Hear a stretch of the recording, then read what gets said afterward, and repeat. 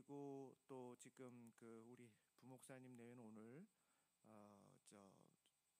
이제 여자 휴가철이잖아요. 그래서 아마 좀 이번 주는 이렇게 못 나오시는 것 같습니다.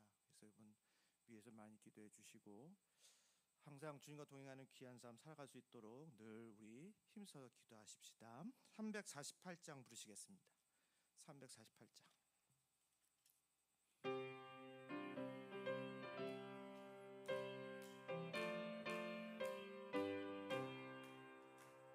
마귀들과 싸울지라 죄악 벗은 형제여 담대하게 싸울지라 적이 약한 적병과 심판날과 멸망의 날 내가 섰는 눈앞에 곧 다가오리라. 영광 영광 할렐루야 영광 영광 할렐루야 영광 영광 할렐루야 곧 승리하리라. 마귀들과 싸울지라 죄악 벗은 형제여 고함치는 무리들은 흉한 마귀 아닌가. 무섭고도 더러운 죄 모두 떨쳐버리고 주 예수 붙들라. 영광 영광 할렐루야 영광 영광 할렐루야 영광 영광 할렐루야 곧 승리하리라. 마귀들과 싸울지라 죄악 벗은 형제여 주 예수 그리스도 크신 팔을 벌리고 너를 도와주시려고 서서 기다리시니 어서 나오라. 영광 영광 할렐루야 영광 할렐루야 영광 영광 할렐루야 곧 승리하리라. 이 지역사회가 서로 소통하고 함께 할 수 있도록 우리 늘 기도합시다. 지역에 우리 고등학교도 있고 교회도 있고 또 지역에 아파트 주민들도 있습니다. 뭐 상가 주민들도 있고요. 모든 사람들이 서로 소통하면서 하나님 앞에 정말로 또 서로 소통하면서 서로 합력하여 서로 잘 나갈 수 있는 그런 역사가 잘 일어날 수 있도록 그렇게 기도하시면서 361장 부르시겠습니다.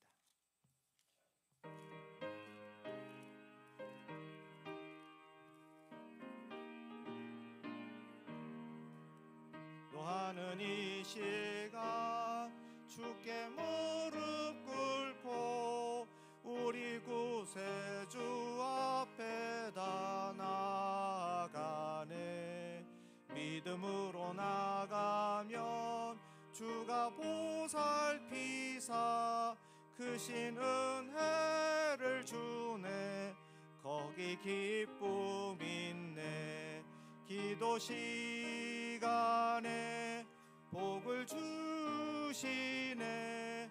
고난 내 마음속에 기쁨 충만하네. 기도하는 이 시간 주가 곁에 오사 인자하신 얼굴로 귀 기울이네. 크신 은혜를 의지하면 크신 은혜를 주네.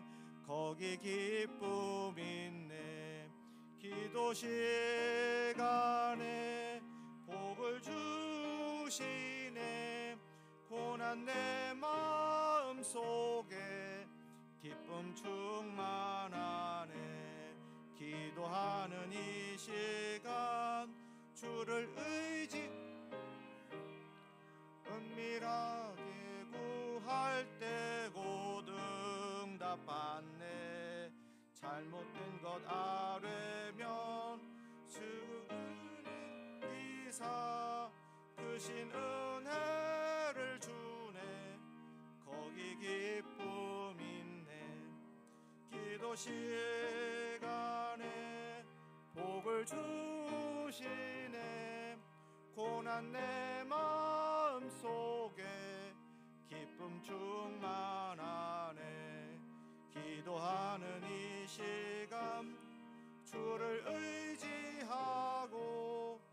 크신 은혜 구하면 꼭 받으리라.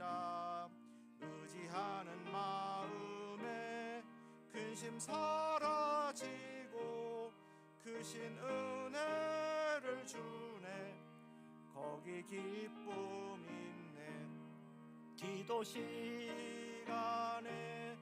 복을 주시네. 고난 내 마음 속에 기쁨 충만하네. 늘 기도는 영에 숨 쉬는 것과 마찬가지입니다. 숨을 쉬지 않으면 그러면 생명력이 없습니다.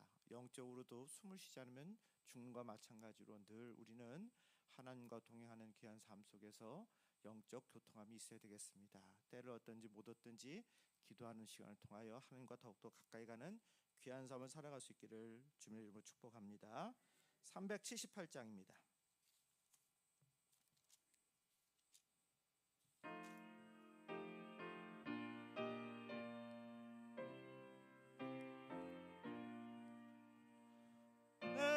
선한 목자 양 먹이시는 곳 저 방초 동산은 참 편한데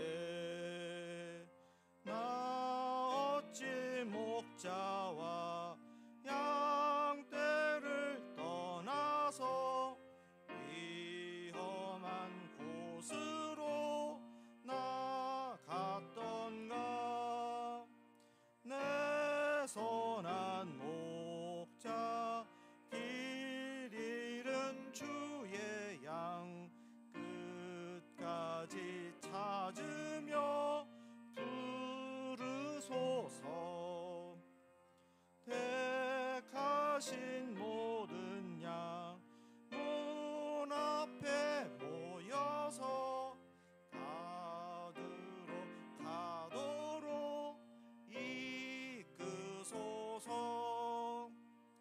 내 선한 목자 날 인도하시고 주 따라 가는 법 늘 가르쳐 또다시 죄악에 빠지지 않도록 주 은혜 가운데 날 두소서. 아멘. 지도자가 누구냐에 따라서 그 따라가는 추종자들이 달라집니다. 우리가 좋은 지도자를 만나야 되고 어느 구성원에서도 지도자가 잘 세워지면 그 구성원이 잘 되지만 잘된 곳에도 지도자 잘못 세워지면 낭패를 당하기 마련입니다. 항상 우리는 우리가 속해 있는 가운데 속에서 우리가 뽑고 또 따라야 될 지도자, 그 지도자에게 늘 위해서 기도하고 그리고 그 모든 것들이 다 잘 돼야 함께 잘 되는 거지. 우리가 그냥 안 되는 모습에 좋아하고 그리고 안 되는 것만 좋아하다가 보면 결국 그것이 다시 부메랑이 되어서 우리에게 돌아와서 더 어렵게 되는 일이 있음을 기억하시고 항상 깨어서 기도하면서 우리 주변을 다 잘되게 해달라고 기도하는 그런 복된 신앙이 되기를 바랍니다. 우리 마지막으로 한 번 더 341장 들으시고 예배 시작하겠습니다.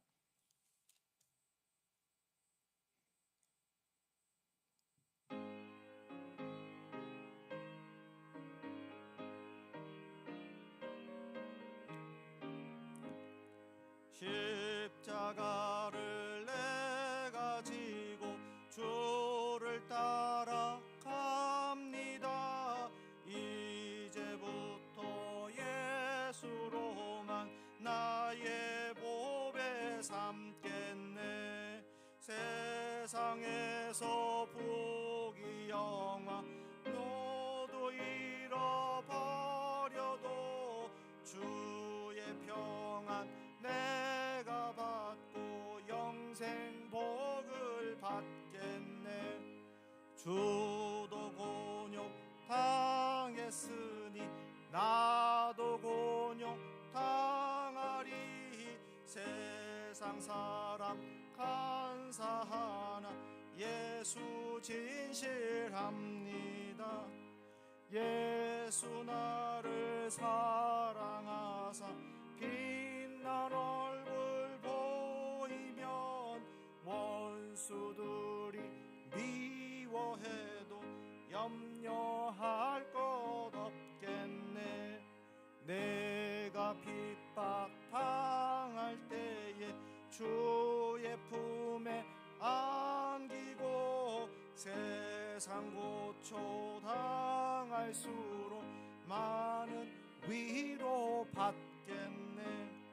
주가 주신 기쁨 외에 기뻐할 것 무엇냐. 주가 나를 사랑하니 기뻐할 것뿐일세. 아멘.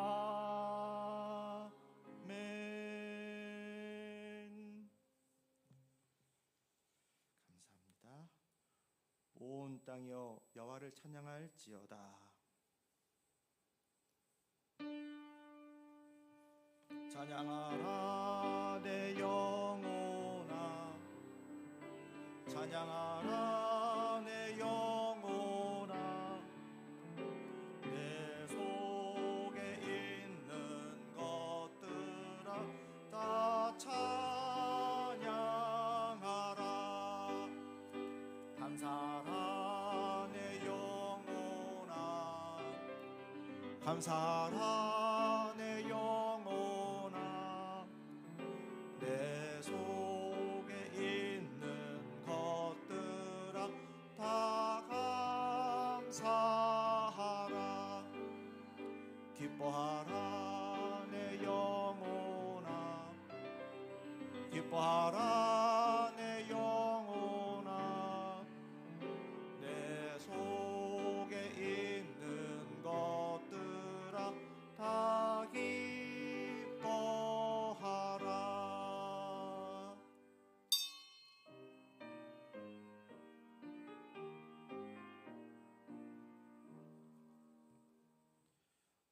너희가 부르심의 한 소망 안에서 부르심을 받았느니라.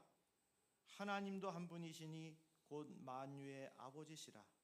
만유 위에 계시고 만유를 통일하시고 만유 가운데 계시도다.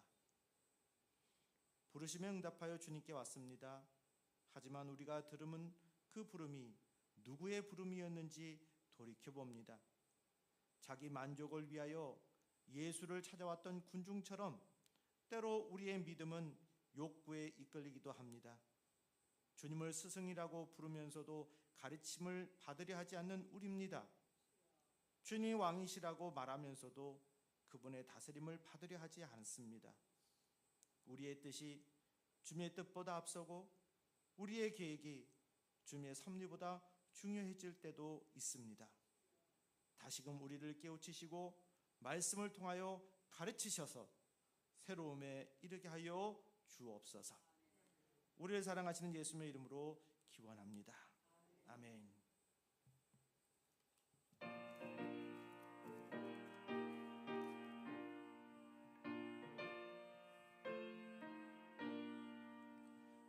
구세주를 아는 이들 찬송하고 찬송하세.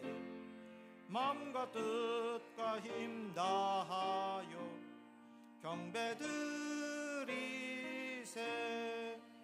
주를 알지 못한 이들 주가 친히 인도하사 그의 피로 구속하니 찬송 부르세.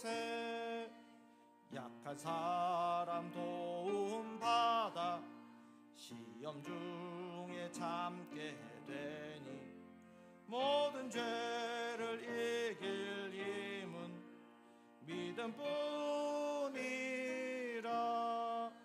진리 되신 우리 주는 영원토록 변함없네.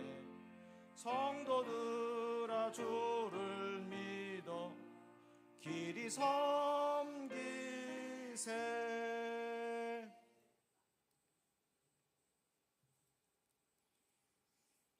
하나님이여 주의 인자를 따라 내게 은혜를 베푸시며 나의 죄악을 맑게 씻으시며 나의 죄를 깨끗이 제하소서.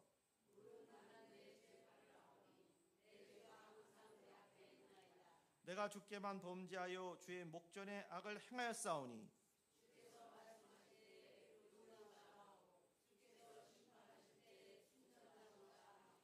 내가 죄악 중에서 출생하였으며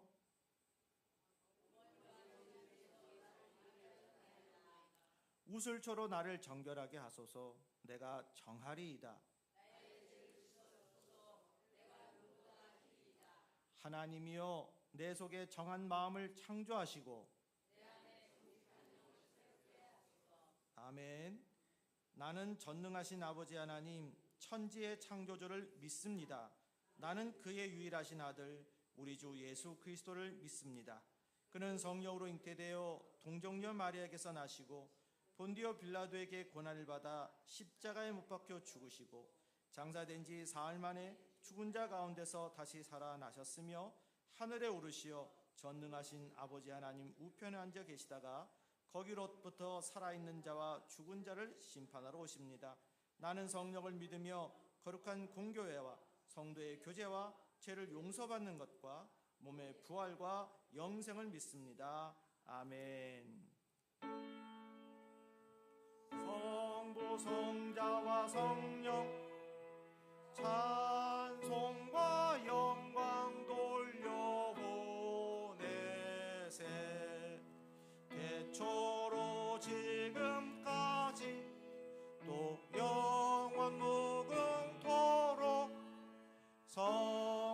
성삼위께 영광 영광 아멘.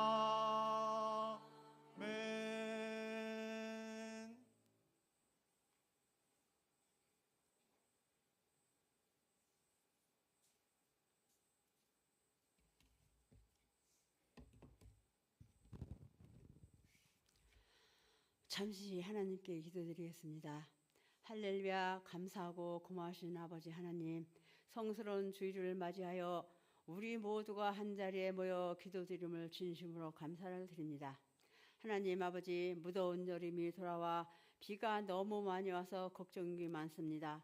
무엇보다 산 밑에 사는 식구들과 저지대에 사는 모든 사람들이 걱정이 많은 줄 믿사오니 하나님께서 이 모든 것을 책임져 주시어 걱정 없이 지낼 수 있게 도와주실 걸 두 손과 기도드립니다. 하나님 아버지, 우리 김준호 목사님을 위해 기도드립니다. 우리를 잘 이끌 수 있는 목사님으로 도와주시고 건강과 매개동산에서 제일 가는 목사님이 될 수 있게 하옵소서. 목사님이 하시고자 하시는 것, 모든 소망을 이룰 수 있는 모든 것을 책임져 주실 것을 간절히 기도드립니다.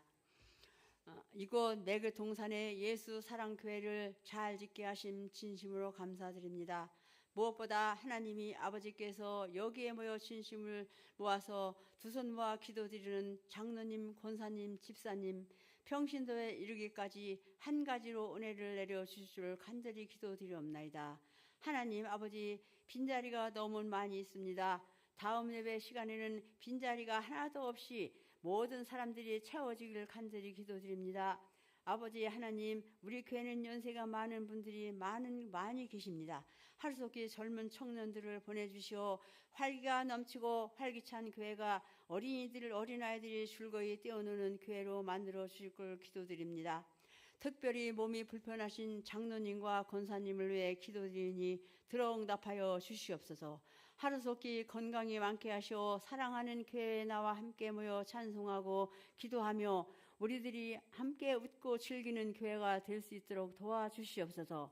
아버지께서 하시고자 하시면 못 이루어지는 것이 없다 했습니다. 꼭 이루어지기를 간절히 기도드리며 이루어질 걸 간절히 기도합니다. 이 모든 말씀 예수 그리스도 이름 받들어 간절히 기도드렸습니다. 아멘.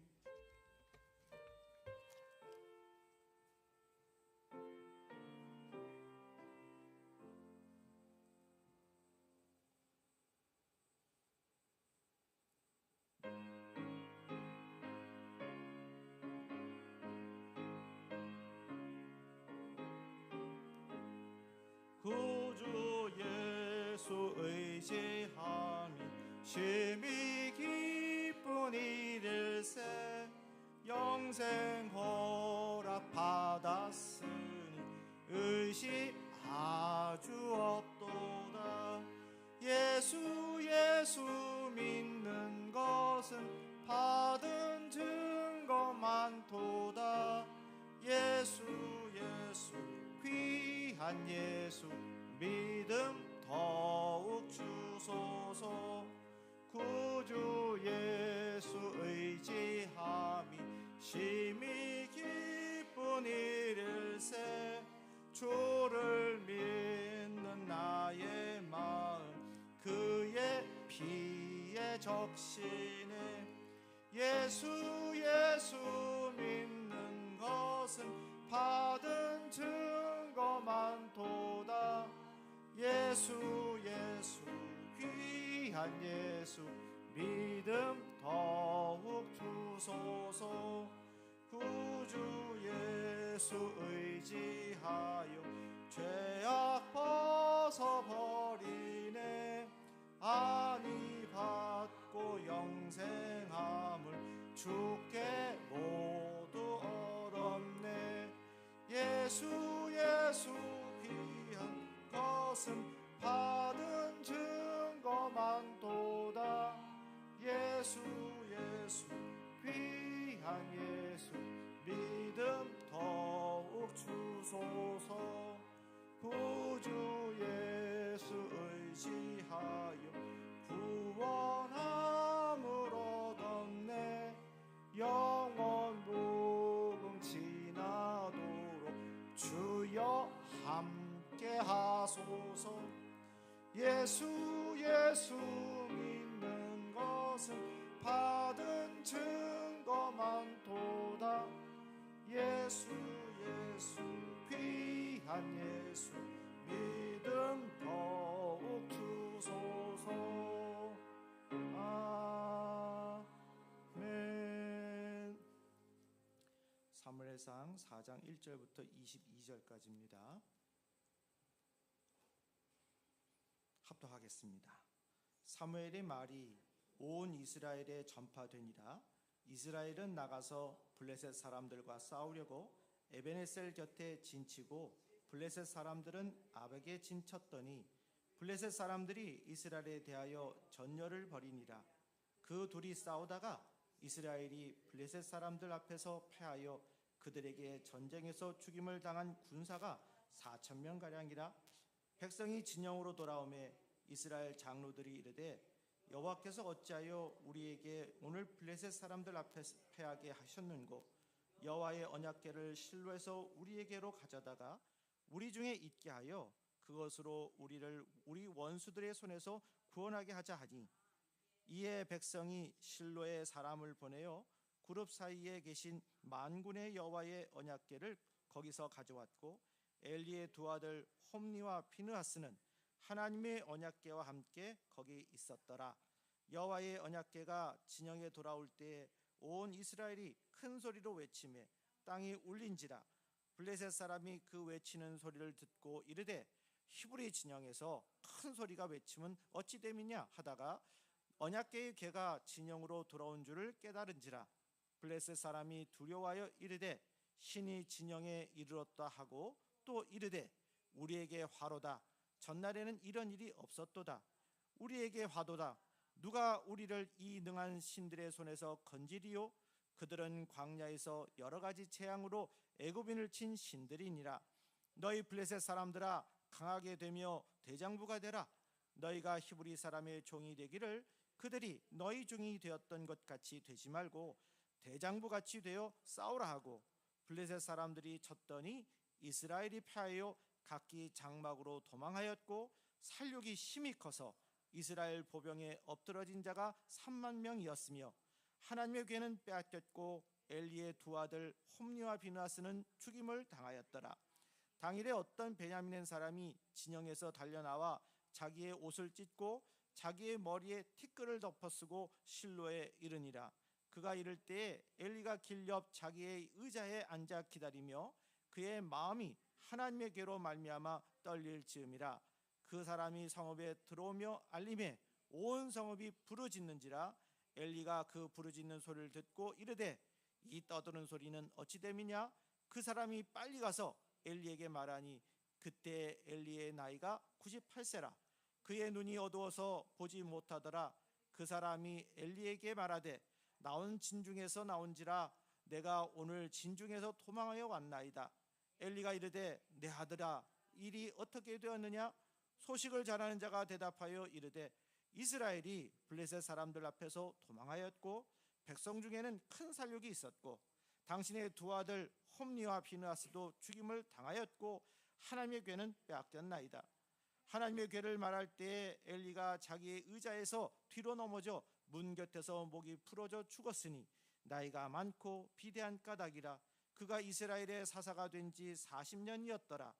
그의 며느리인 비느하스의 아내가 임신하여 해산 때가 가까웠더니 하나님의 괴를 빼앗긴 것과 그의 시아버지와 남편이 죽은 소식을 듣고 갑자기 아파서 몸을 구부려 해산하고 죽어갈 때에 곁에 서 있던 여인들이 그에게 이르되 두려워하지 말라.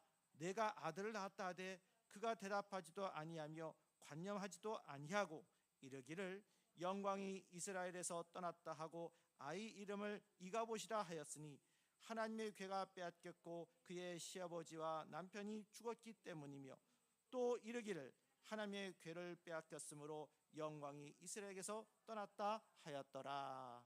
아멘.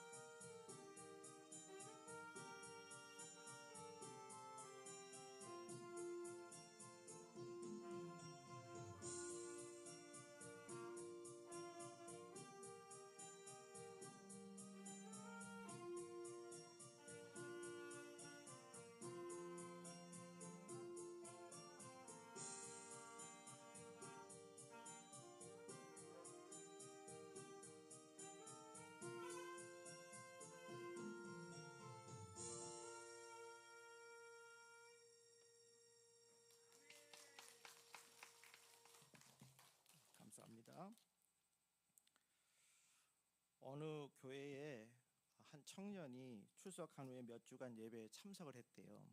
근데 한 달쯤 된 다음에 그가 이제 목사님 앞에 상담을 요청을 했습니다. 그리고 법적인 지금 다툼을 벌이고 있는데 정부에 내는 탄원서를 들고 이렇게 온 겁니다. 그리고 나서는 목사님, 이 탄원서에 이게 좀 서명 좀 해주시고 좀 제 편에 서주세요, 이렇게 얘기를 한 거죠. 근데 그가 주장하는 의가 참 의인지 정확한 내막도 모르는 채 사적인 감정에 이끌려 목사님은 거기에 동조할 수는 없었습니다.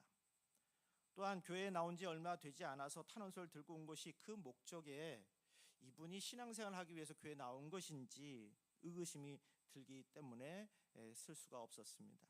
사회에서는 잘 모르는 사람에게 찾아가 부담스러운 요청을 하지 않잖아요. 그래서 잘못된 태도를 여기기 때문인데요. 그래서 마땅히 사회에서도 그렇다면 교회에서도 우리가 그런 행동이 하는 것도 자제해야 되겠습니다. 교회에 사랑이 넘쳐야 한다는 말이 잘못된 태도로 사랑을 받아들여야 한다, 그러면 안 되는 거죠. 사회에서 바른 순서의 과정을 지킨다면 교회에서는 경외심과 존중심을 가지고 바른 그러한 순서와 과정을 더욱더 잘 지켜야 되겠습니다. 그래서 교회는 사랑과 이해가 넘치는 곳이지만 자신이 원하는 대로 무리한 요구를 해야 된다, 아니죠. 오히려 그럴수록 더 존중해야 합니다. 많은 사람들, 많은 성격의 사람들이 교회에 와요. 오는데 거기 안에서 내 얘기 들어라, 내 뜻대로 하라 그러면 다 그 얘기들 한다면 교회에 질서가 있겠습니까? 그래서 주님께서 말씀하잖아요. 주님만 바라보고 내려놓자. 주의 말씀을 앞에 두고 우리가 내려놓자. 그래야 이 일이 되는데 오히려 교회는 사랑이 많으니까 내 말 들어달라고, 당신은 나보다 위에 있으니까 이 상담자니까 내 얘기 들으라고, 그러면서 자기 주장을 한다면 그는 자기 유익을 위해서 이용하는 것뿐이지 진정으로 자기가 이 교회를 통해서 얻으려 하는 것이 그런 이득밖에 없다면 그것은 잘못된 것 아니겠습니까? 그래서 이렇게 되면 참 목사님도 그렇고 지도자들도 그렇고 교회 생활하기가 참 어려울 것입니다. 사회에 모르는 사람에게 무조건 만남과 또 대화를 통해서 강요하지 않는다면 정말 중요한 가운데 속에서도 이런 자기 중심적인 요구를 해서는 안 되겠습니다. 근데 앞서 언급한 교회에 15년 이상 교회 다니는 어느 집사님이 계셨어요. 마침 그분도 정부에 탄원할 것이 있어서 담임 목사가 거기에다가 탄원을 같이 해줬으면 좋겠다, 그런 마음을 가지고 있었습니다. 근데 이분은 이런 마음이 들었어요. 이건 내가 이 부탁을 하면 목사님께 부담을 주는 건 아닐까? 이 부탁이 정의를 위한 부탁일까 아니면 이익을 위한 청탁일까? 이런 생각을 하게 됐다는 거예요. 그렇게 부탁인지 청탁인지에 대한 확신이 서지 않으니까 오랫동안 이 집사님은 기도하면서 주저하면서 목사님께 부탁을 못했답니다. 자, 이 두 가지 경우에 있어서 A 청년의 탄원보다 B 집사의 탄원을 우리 하나님께서는 더 그렇게 수용하려고 하지 않겠습니까? 또한 수용이 가능한 것이라면 그 교회 목사님도 그 B 집사의 탄원을 더 수용할 가능성이 크겠죠? A 청년이 교회 몇 번 나온 후에 요청하는 섣부른 그러한 부탁은 신뢰하긴 힘들어도 신실하게 교회 15년 이상 다니면서 목사님께 부담이 될까봐 부탁을 주저하는 B 집사의 그 태도는 깊은 신뢰감을 주기에 어떻게든지 그 담임 목사는 도와주려 했을 겁니다. 인간관계를 할 때 청탁 요소가 있는 부탁은 늘 삼가고 절제해야 오히려 더 하나님과 리더의 마음을 얻습니다. 그래서 이 청년은 자신의 탄원이 의로운 것이라 여겼겠지만 자신의 그 태도까지는 의롭지 못했습니다. 누군가 내 편에 서주기를 원하면 주장뿐만 아니라 태도에서도 의로움을 보여줘야 합니다. 그런 모습이 없다면 자신이 주장하는 그 의가 자기 중심적인 의로 보일 수밖에 없어요. 교회 몇 번 나왔다고 무조건 자기 편에서 달라거나 재정적인 도움을 요청하는 것, 그건 의로운 태도가 아닙니다. 의를 의롭지 못한 태도로 요구하면 그건 수용하기가 참 힘들어요. 결국 그 청년은 자기 요구를 적극 수용하지 않는다고 나온 지 5주 만에 더 이상 교회에 나오지 못했습니다. 믿음 생활을 할 때나 교회 생활을 할 때 하나님과 교회가 내 편을 되어달라고 하기 전에 내가 먼저 하나님의 편과 교회 편이 되게 해달라고 그렇게 기도하시고 믿음 생활 하시길 바랍니다. 어떤 성도는 무조건 내 편이 되어줄 교회를 찾느라고 여기저기 교회를 쇼핑하듯이 합니다. 그러나 인간관계나 하나님의 관계에서 계산적이거나 그런 목적이 청탁을 한다든지 할 때 그런 관계 활용하려고 하면 안 되는 거예요. 믿음과 예배의 기도 같은 성스러운 것들도 자기의 복을 위한 이용 도구로 삼지 마시기 바랍니다. 기도한 후에 빨리 해결해 주세요 라고 독촉하며 하나님께 강요하면 하나님께서 빨리 해결해 주시겠어요? 아니잖아요. 그럴 때 하나님께서는 오히려 그 영혼을 보면서 훈련시킬 겁니다. 그런 태도는 하나님을 믿는 것이 아니라 하나님을 부리려는 것이기 때문입니다. 하나님께서는 자신이 원하는 대로 부리려고 하거나 교회를 도구하려고 하는 그러한 모습들, 그걸 원치 않으십니다. 기도도 이기적인 욕구를 만족시키는 도구로 삼지 말아야 되겠습니다. 기도할 수 있는데 왜 방황하십니까? 우리 찬양하잖아요. 그런데 그 기도 속에는 어떤 마음이 들어가야 되냐면 진심이 담겨져 있어요. 내 믿음이 너를 구원하였다. 그러니까 여러분, 우리가 하는 과정 속에서 형식적인 것이 아니라 거기 안에서 진심을 담아야 되는 거예요. 이스라엘에 이만한 믿음을 본 사람이 없다. 그렇게 얘기하는 성경에 나오는 말씀을 보면 진심 담겨져 있는 그 마음을 우리 주님은 기쁘게 여기시는 거예요. 신앙생활을 해나가도 여기 안에서 많은 데서 형식적인 것이 아니라 내적인 그 내용물이 담겨져 있어야 한다는 거예요. 여러분, 그래야 튼실해야 되잖아요. 여러분, 겉으로 보기에 탐스러워 보이는데 안에 썩어 있으면 그건 무슨 의미가 있을까요? 아무 쓸모가 없는 거예요. 근데 물론 안에도 실하고 바깥도 실하면 더 좋은데 안에는 괜찮은데 바깥다 좀 실하지 않으면 우리는 알면 그걸 닦아서라도 쓸 수 있잖아요. 그 내용물이 제일 중요하고 거기에 더불어서 겉에가 그 다음에 더 좋으면 그것만큼 상품이 어디 있겠습니까?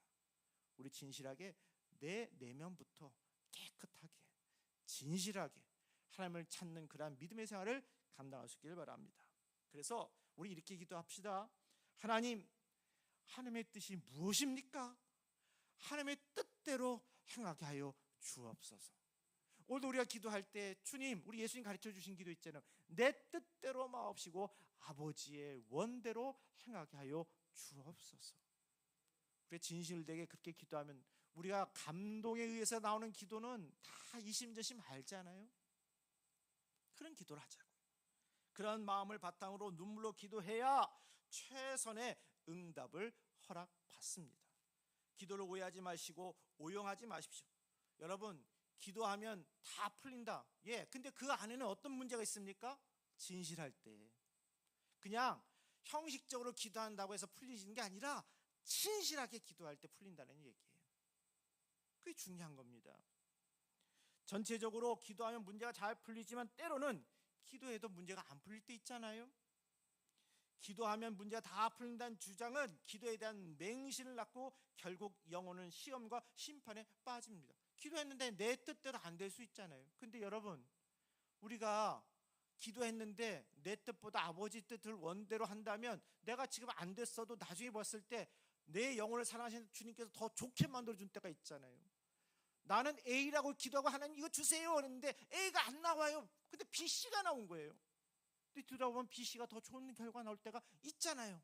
그때는 몰랐지만 나중에 보니까 하나님이 이래서 나한테 이런 역사를 해주셨구나. 우리 그런 경험할 때가 있잖아요. 그러니까 여러분, 이런 일을 보면서 하나님 앞에 우리가 기도할 때는 진심을 담아 기도하되 하나님을 부리는 기도가 아니라 하나님 앞에 간절히 간구하되 내 뜻대로 마옵시고 아버지의 원대로 행하옵소서. 사람이 원하더라도 그 발걸음을 인도하시는 분 누구라고? 하나님이라고 하셨잖아요.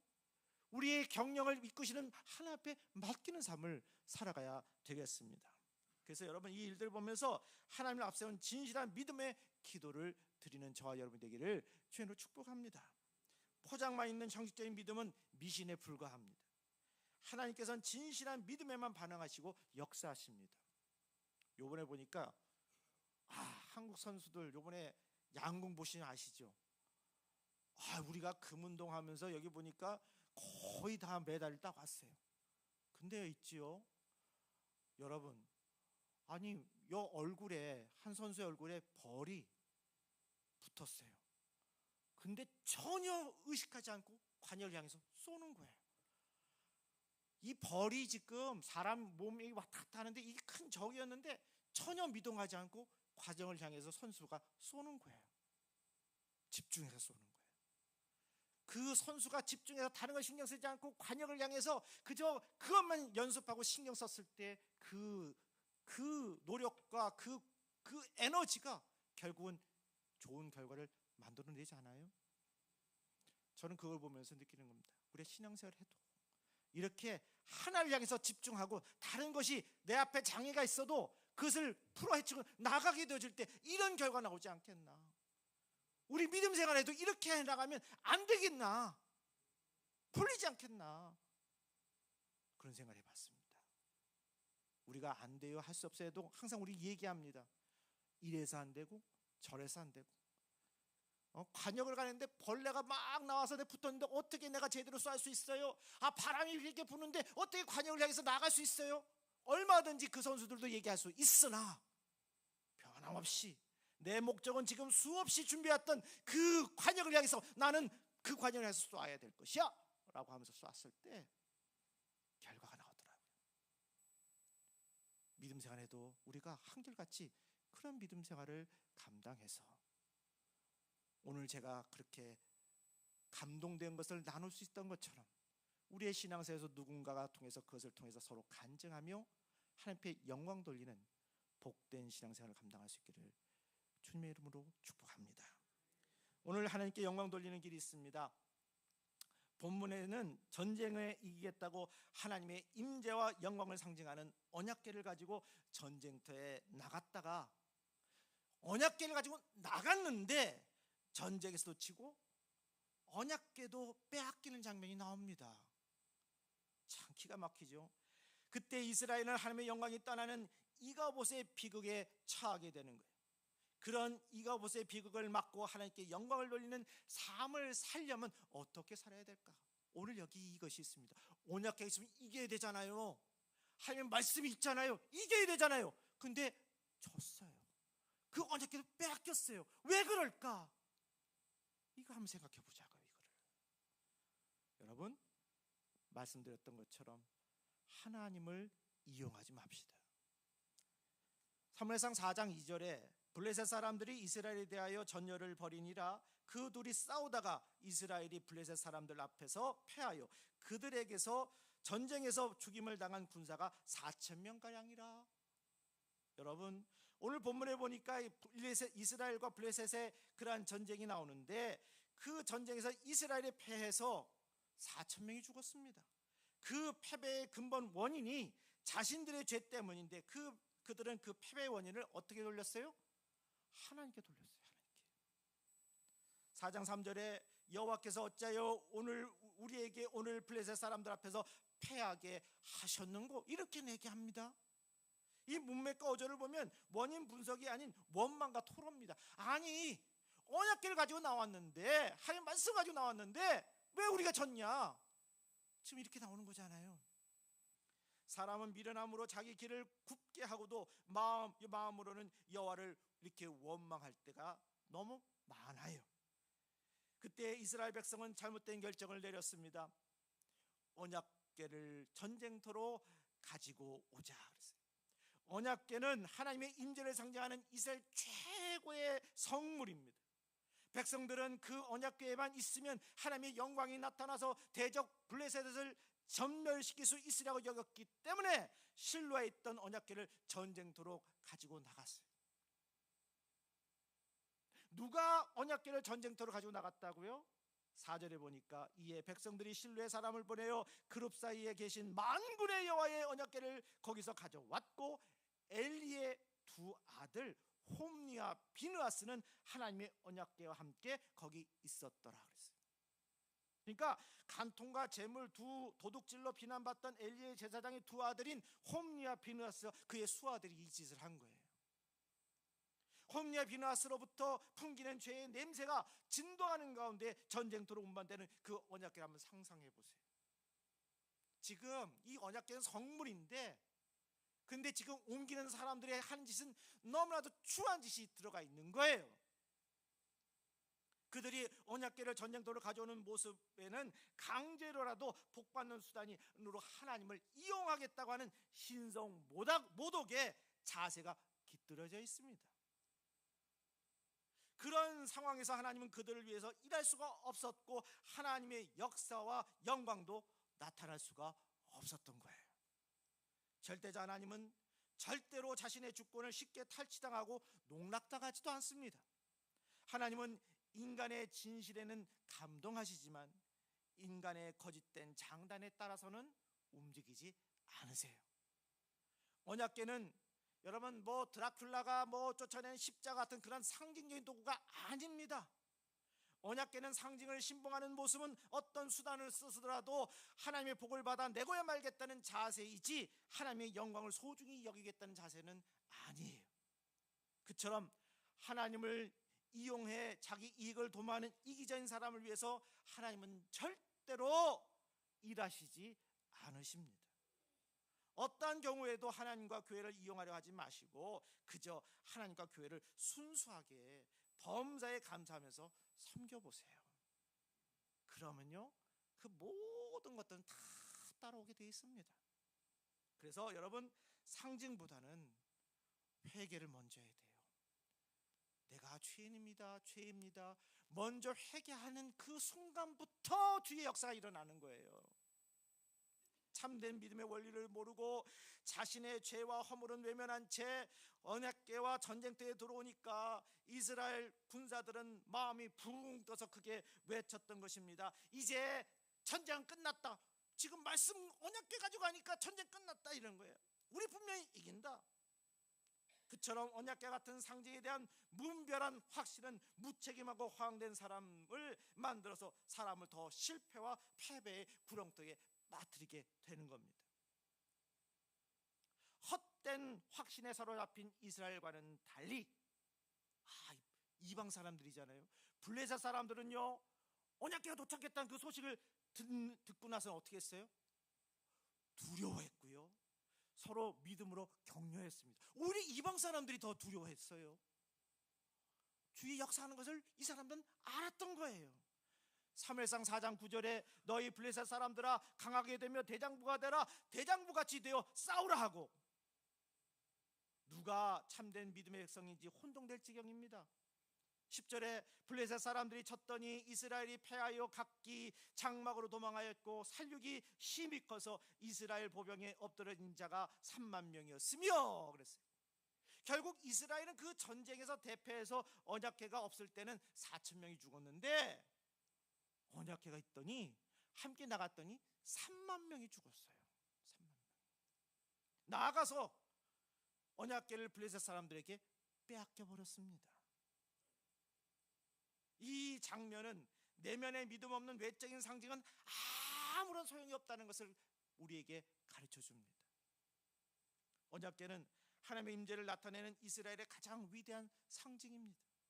그것은 이스라엘 백성이 40년 동안 광야에서 방황할 때 위대한 정신적인 지주였고 광야에서 그들을 지켜준 놀라운 은혜의 상징물이었지만, 아무리 위대한 그런 외적인 그런 상징물질이라도 내면의 믿음이 수반되지 않으면 아무런 의미가 없어요. 그러니까 여러분, 말씀드렸던 것처럼 내면에 믿음이 있어야 된다는 거예요. 언약궤가 중요한 건 분명합니다. 근데 문제는 내면에 믿음이 있어야 된다는 거예요. 믿음이. 그러므로 실패나 패배를 겪었을 때는 언약궤 같은 상징적인 그런 외적인 상징물을 앞세우지 마시고 먼저 뭐부터 한다? 실질적인 회개부터 있어야 되는 거예요. 오늘 저와 여러분들은 하나님 앞에 택함을 받은 백성들로서 먼저 우리가 해야 할 일은 하나님 앞에 회개하는 자복의 죄를 먼저 고백하는 것입니다. 겸손하게 나오는 것입니다. 교만은 패망의 선봉이요 넘어짐의 앞잡이라고 했어요. 교만을 제하여 주옵소서. 기도하시기 바랍니다. 그리고 우리는 하나님의 자녀답게 살아야 되겠습니다. 11절에 보니까 언약궤를 빼앗긴 후에 홈리와 비누아스는 죽임을 당합니다. 18절에는 그 모든 소식을 들은 엘리는 자기의 의자에서 뒤로 넘어져 문 곁에서 목이 부러져 죽었습니다. 다 하나님이 택하여 구별되어진 제사장과 그의 아들들이에요. 그런데 형식적인 믿음만 갖고 있다가 이런 봉변을 당한 거예요. 비누아스의 아내는 아이를 낳고 죽어가면서 영광이 이스라엘에서 떠났다라면서 그 이름을 이가봇이라고 했다고 그래요. 결국 이스라엘의 패배와 엘리 가문의 연이은 비극은 하나님의 자녀답게 살지 못한 행위에 대한 심판이었습니다. 성도들은 하나님께 영광을 돌며 살겠다는 말을 잘해요. 그러나 그 말이 말로만 끝나지 않도록 성도다운 행위를 수반해야 합니다. 경건한 삶이 없는 기독교에는 허무한 겁니다. 경건한 삶은 대개 인간적인 유익을 멀리하는 삶인데 나중에 보면 오히려 풍성한 유익을 더 많이 가져다 줍니다.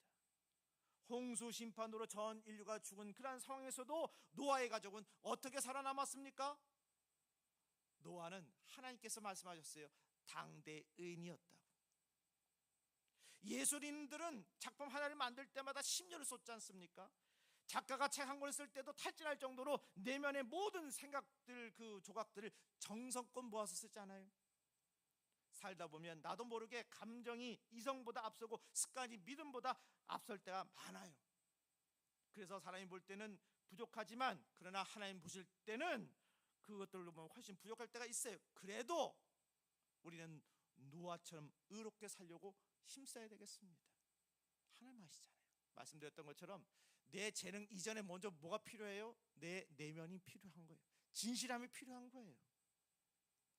믿음으로 천국에 가지만 이 땅에서 하나님의 영광을 드러내고 축복과 사랑을 받으려면 성도답게 살아야 하겠습니다. 젖잘 싸라는 거 아시죠? 졌지만 잘 싸웠다. 여러분 그 상황을 보면요, 졌어도 진 사람들도 너 왜 그렇게 졌니? 한 사람 아무도 없습니다. 졌지만 잘 싸웠다면서요. 최선을 다했는데 넘사벽, 넘을 수 없는 벽이 있다면 그거는 어쩔 수 없는 거잖아요. 거기까지 가봤냐는 거지. 거기까지 진실하게 해 가봤냐는 거지. 그리고 나면 지성이면 감천이라고 하늘이 감동하는 역사가 일어나지 않겠습니까? 오늘 우리가 이 자신을 보면서 진실되게 우리는 어디까지 왔는지 우리 자신을 한번 뒤돌아볼 수 있길 바랍니다. 예수님의 피로 의롭게 되고 예수님을 따라 우리 의롭게 사십시다. 예수님의 대속의 은혜를 의지하는 것은 기본이고 그 기본 위에 남들로부터 믿는 사람답다 법 없이 살 사람이다 라는 말을 듣도록 자기 관리를 잘합시다. 정말 우리 참 살기 어려운 게 이겁니다. 예수 믿는 사람은 왜 그래? 이런 말 듣지 말아야 되잖아요. 이게 참 어렵더라고요. 그게 멍해잖아요. 예수 믿는 사람은 왜 그래? 그래서 나로 하여금 실족하지 않게 하여 주시고 나로 하여금 하나님의 영광을 드러내게 하여 주옵소서. 기도하는 거 아니겠어요? 겸손하면서 주님을 앞세우고 믿음 생활을 감당할 수 있는 복된 신앙인이 되어야 되겠습니다. 여러분, 그래서 이가봇의 비극을 막고 하나님께 영광을 돌리는 삶을 살려면 우리는 어떻게 살아야 될까요? 우리는 하나님을 온전히 믿어야 되겠습니다. 오늘 이 자리에 계신 여러분들이 하나님을 온전히 믿으실 수 있길 바랍니다. 내 믿음이 너를 구원하였다. 예수의 그 말씀이 오늘 우리에게 전해지는 말씀이 되기를 주로 축복합니다. 언약궤가 아무리 중요한 상징물이라도 하나님이 빠진 상태에서는 언약궤를 앞세울 수 없습니다. 하나님은 언약궤 때문에 도와주시는 것이 아닙니다. 언약궤 없어도 하나님을 온전히 믿고 하나님이 기쁨이 되면 얼마든지 우리 주님은 도와주십니다. 아무리 소중한 상징물도 그 상징물 자체가 불의한 사람에게는 피난처를 제공하지 않아요. 믿음이 없는 사람에게 언약궤 같은 상징물은 그저 믿음의 그 미신 대상일 뿐입니다. 물론 믿음이 있어도 문제와 시련이 수시로 생깁니다. 그때 믿음을 포기하지 마십시오. 죽어서 눈을 감기 전까지는 힘든 현실이 두렵다고 눈을 감지 마십시오. 타조 아시죠? 육상에서 다니는 타조만큼 그렇게 큰 타조 그 새 없을 거예요. 100kg 넘습니다. 거구른데 그래서 날질 않아요. 그래서 웬만한 천적에 의해서 거의 먹히지도 않습니다. 또 시력은 엄청 좋아서 그래서 또 먹지도 않고 너무너무 잘 달립니다. 그래서 낙타와 함께 지구상에서 가장 시력이 좋은 좋은 성물로서 사람들보다 시력이 한 20배 정도 좋고 약 4km 떨어진 곳에 있는 그런 계란도 구분할 정도로 그렇게 시력이 좋은 게 타조랍니다. 어떤 포식자로부터 미리 쉽게 파악할 수 있는 게 타조래요. 근데 이 약한 가끔 이 타조가 사자에게 먹힐 때가 있대요. 타조가 도망치다가 지치면요, 자기 가능성을 최대한 그 원천인 눈을 활용하기보다는 이 머리를, 고개를 쑥 숙여가지고 그 머리를 그냥 모래 속에 콕 박는다는 거예요. 자기 눈만 가려지면 끝난다고 생각하는 거지. 그러니 포식자인 사자들이 볼 때, 아니 눈 감고 있는 타조를 보니 이거 웬 떡이냐, 도망가야 사는데, 예? 얼마든지 달려갈 수 있는 체력이 있고 눈이 있는데 눈을 감고 거기 고개를 푹 숙이고 있으니 나 잡아 잡수하는 거 아니에요? 잡아먹힐 수밖에 없죠. 여러분, 우리 눈에 안 보이면 안전할 줄 아는 거, 여러분 이러다 쉽게 잡아먹힙니다. 사람도 문제와 시련 중에 두 눈을 부릅뜨고 믿음을 가지고 맞서면 얼마든지 문제와 시련을 잘 극복할 수 있는데, 두려움에 젖어서 자기 가능성을 땅속에 묻어버리면 문제와 환경과 시련에 먹혀버리는 거예요. 문제 앞에서 두려움에 젖어서 눈을 감아버리는 우리 패배주의자는 되지 맙시다. 하나님을 온전히 붙들고 믿음의 씨를 뿌리되 거기 둘 것에 너무 집착하지 마십시다. 거둘 것을 잊어버릴 정도로 씨를 뿌리는데 전념하면 언젠가 풍성하게 수확할 날이 올 줄로 믿으십시다. 씨를 뿌릴 생각보다 거둘 생각이 앞서서 내가 이렇게 많이 심었는데 라는 보상 심리가 보상을 막는 핵심 원천이 될 수 있음을 기억하시고, 항상 늘 뭔가 내가 더 할 일이 없을까, 내가 이를 위해서 뭘 해야 될까, 땀을 흘리고 수고하고 기도하고 연구하고 하나님께 영광 돌릴 수 있는 길이 뭘까 생각하면서 고민하는 우리 복된 인생들 되길 바랍니다. 그러면서 주님 앞에 지혜를 달라고 구하시기 바랍니다. 길을 열어달라고 구하시기 바랍니다. 반드시 여러분 앞에 주님께서 통행하시고 그 길을 열어주시고 복된 삶을 살아갈 수 있도록 도와주셔서 종국적으로는 하나님이 함께 하셨어요, 주의 동행을 통하여 나는 하나님의 영광을 돌립니다 고백하는 복된 인생들이 다 되실 줄로 믿으시길 바랍니다. 찬양하겠습니다.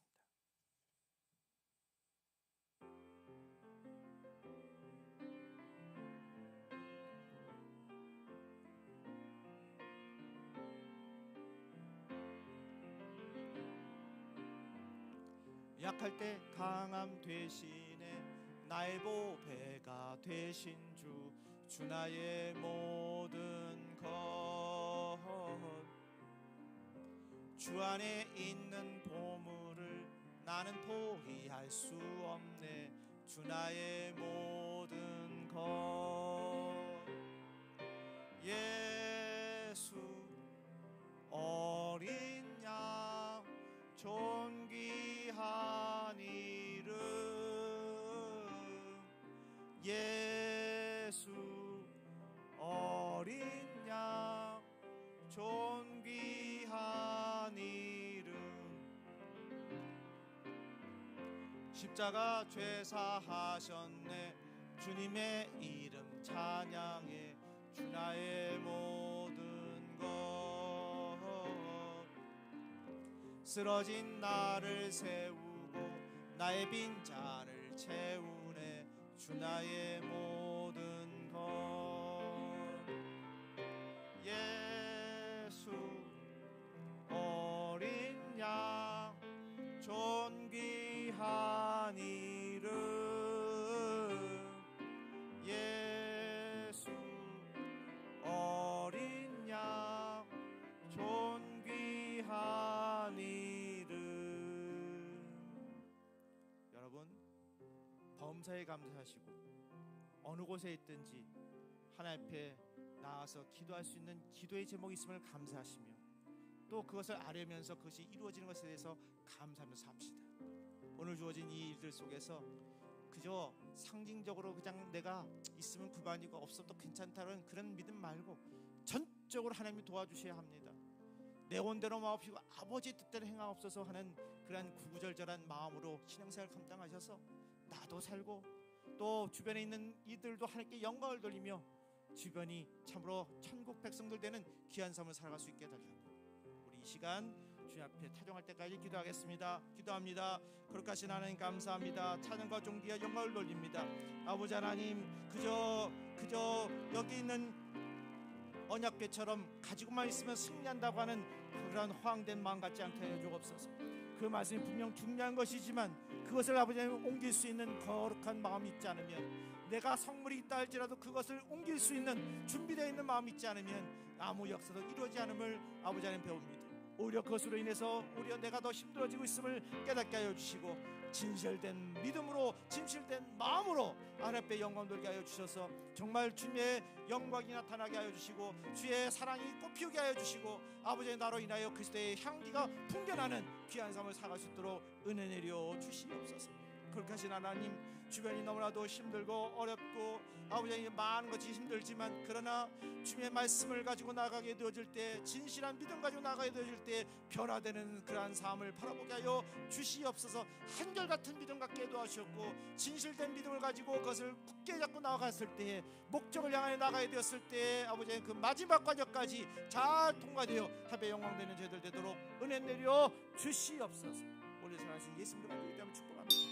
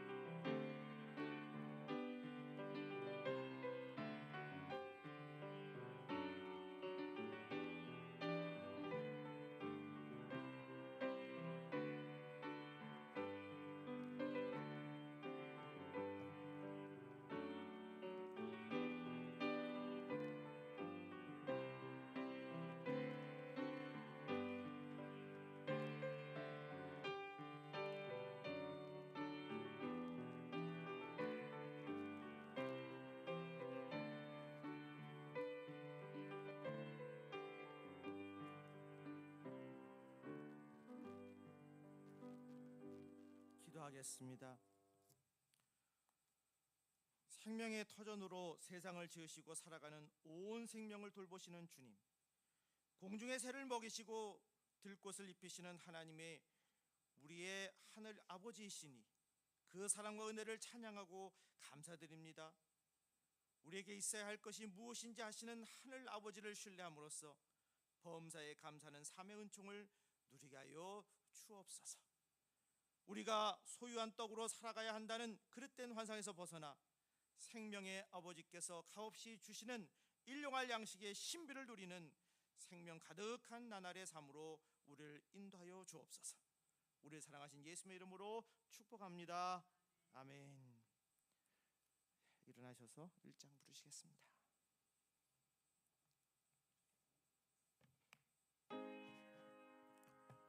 만복의 그 하나님, 온 백성 찬송 드리고 저 천사여 찬송하세. 찬송 성부 성자 성령. 아멘. 성도들이여, 성령의 능력을 힘입어 예수 그리스도의 제자로서 선교의 사명을 다하기 위하여 여러분이 파견된 현주소로 나가십시오. 주님의 은사가 성도 여러분과 함께 하시기를. 아멘. 하늘에 계신 아버지, 이름 거룩하사 주님 나라 임하시고 뜻이 이루어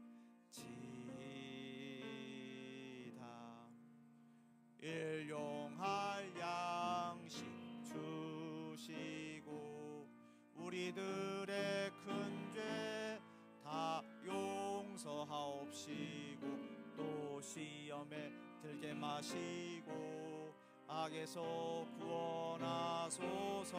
대개 주의 나라 주의 권세 주의 영광 영원히 아멘.